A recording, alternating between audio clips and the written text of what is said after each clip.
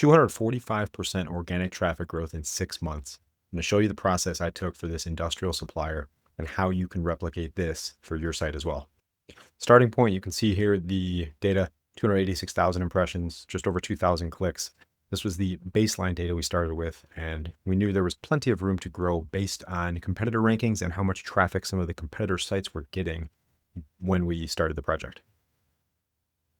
Now, the 4-step strategy I used for this project is very straightforward, and it's one of the primary strategies I use for almost every project, depending on starting point, goals, and what the industry and the current competitors look like.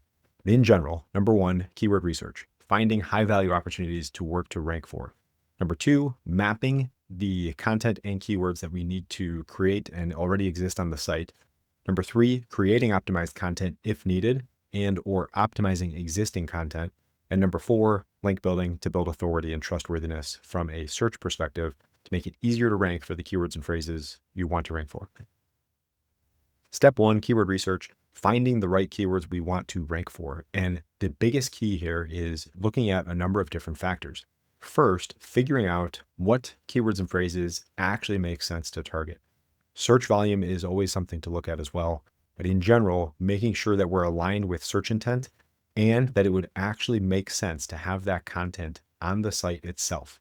For example, if there is a keyword or phrase that has no search volume, but it is a topic or a piece of content that would make sense to have on your site, then I absolutely recommend having that content, because I've seen cases where we have a keyword or phrase that shows 0 search volume, but that keyword brings in hundreds of real visitors to that site every single month just because we've targeted additional keywords and phrases within that piece of content, and it makes it more valuable for the website and is relevant content that would make sense for a customer to read as well.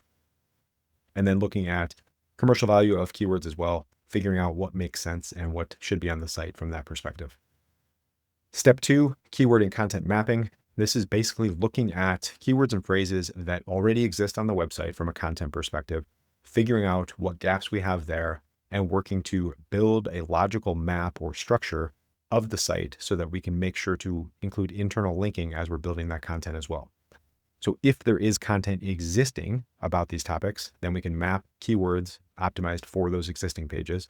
If not, if there are any gaps, content gaps, then we can work to build new content as needed as well.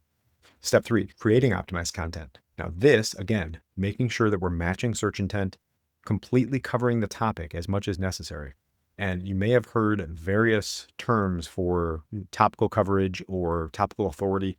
The big key here is making sure that we're providing information about our expertise to search engines so that it makes it easier for us to rank for all of the keywords that are associated with our brand and with the keywords and phrases and topics we want to rank for. On-page SEO, of course, always critical, making sure titles, descriptions, heading tags, H1s, H2s, H3s within that content, as well as internal links are all set up and optimized and structured correctly.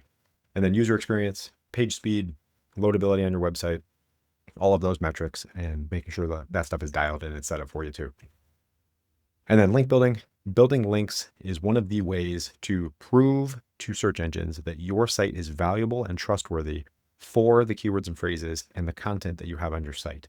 And a couple ways to do this, and for this project specifically, are guest posting or link insertions. Now, a guest post is reaching out to an existing website and asking them if you can provide a piece of content for them in exchange for a link back. A link insertion is targeting the same types of websites, but looking for content that already exists on their site to get a link to your site from within that existing piece of content. Both of these still work. Both of these can work very well to generate links for your website to build up your authority and help you generate additional traffic for the keywords and phrases you're optimized for. The results you can see here, traffic clicks up 245%. This is just from Google organic traffic. Overall organic traffic was actually up more than that, but this is just looking at Google Search Console data here. Key takeaways for this project: success wasn't the result of a single tactic or a quick fix. It was a holistic approach, making sure that we were consistently executing on research, content development, optimizing that content, and then building links for this project as well. And in general, as always, quality over quantity, I recommend, especially with link building and with content, even though you can still produce a lot of quality content and you can still create or generate a lot of quality backlinks.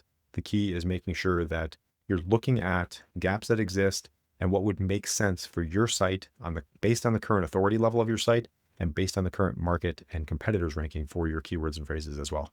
That's it. Hope you got some value from this video. If you did, subscribe to my channel. I greatly appreciate that. And I'll see you on the next one.